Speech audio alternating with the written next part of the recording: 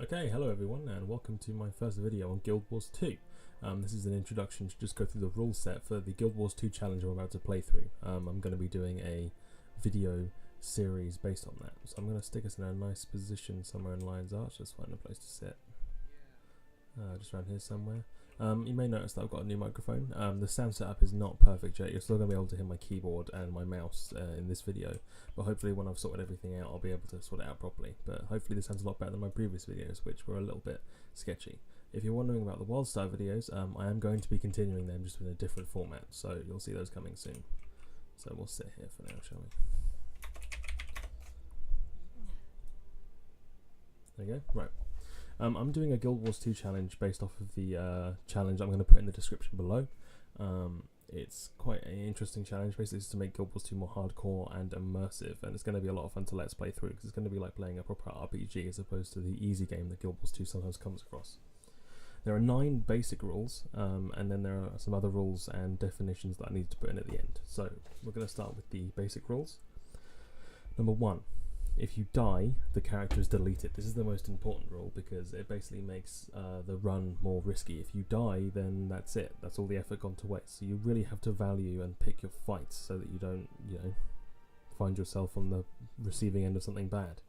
Number 2, this is a change from the one. In the guide itself it says no dodge rolling, but I'm not the best Guild Wars 2 player in the world, so I'm going to limit myself to 1 dodge roll per fight. And that is only if it's against a veteran or above, just so that I have that fallback just in case, because I really don't want to die because I can't dodge, which is, defeating the point maybe? I don't know, but I don't want to make the risk. So, number 3, I can't use the trading post to buy any gear. That means weapons, armor, potions, any of those sorts of things. There is another rule later on, which I'll explain with the trading post, to do with food, but I'll get to that at that point. 4. I cannot change my build unless I'm in a city. Now this is something that means that I can't change things whilst I'm on the fly, because in reality if you're adventuring in the middle of a field somewhere, you can't just switch up everything you're doing, armor sets, weapons, all those sorts of things.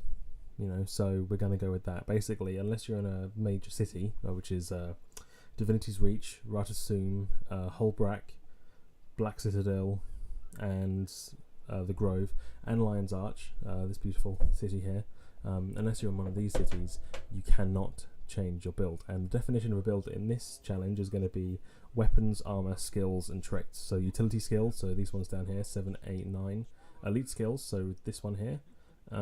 Weapons, so right now I'm holding a mace and a shield and a great sword. Can't use those. And armor, so I can't use the armor either. Number 5, restricted minimap.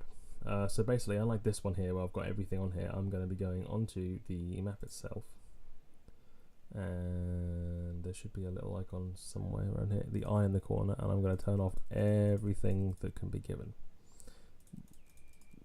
Okay, so that means that it's going to be restricted.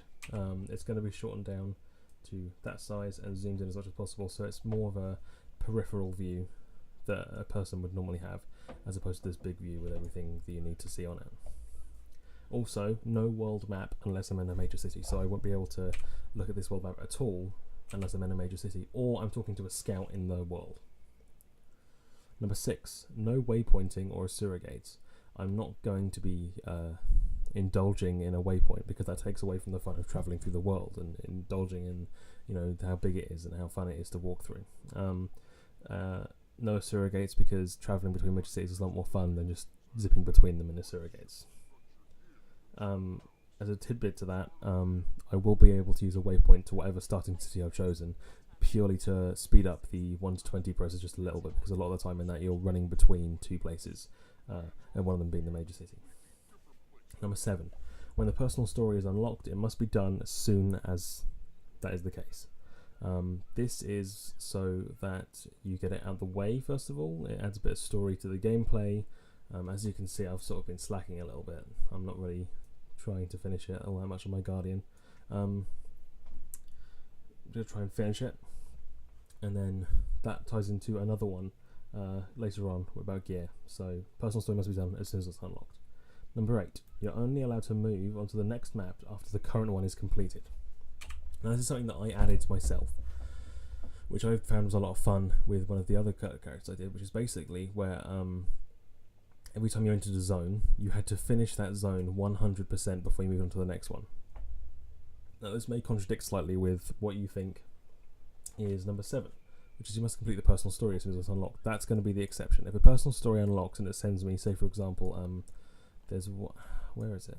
There's one personal story somewhere that says you to Wizard's Fife. So if I'm, say for example, finishing Brisbane Wildlands, and I get given a storyline where I hit my personal story to go over there, I will be allowed to go over there, but I won't be allowed to complete anything on the way. I'll just have to travel there, do some events, none of the hearts, none of the waypoints, any of that sort of thing. And finally, another personal story thing,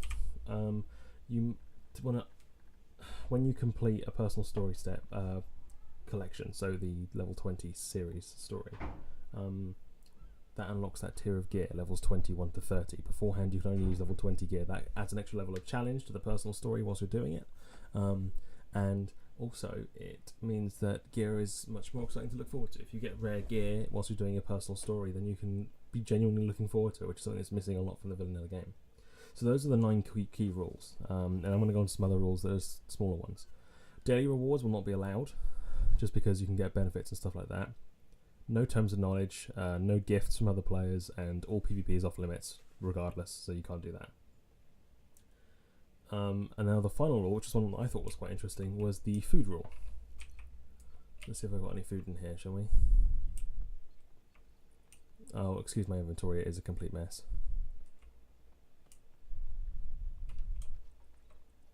I don't think there's any food in here. Basically, there's going to be a rule on this version of the playthrough where I'm going to be starving.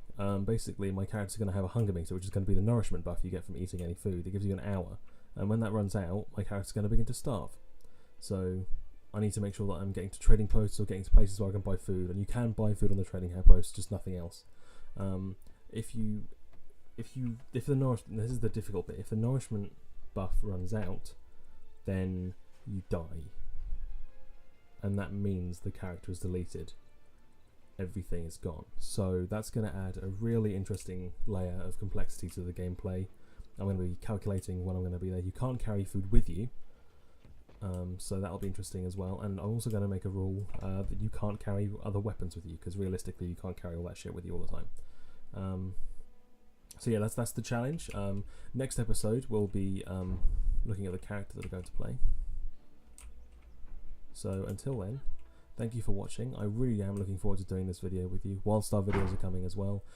If you feel like supporting the channel, then please go ahead and like the video, subscribe if you want to, and please leave a comment, because I'd love to talk to you guys. Thanks a lot for watching, and I will see you next time.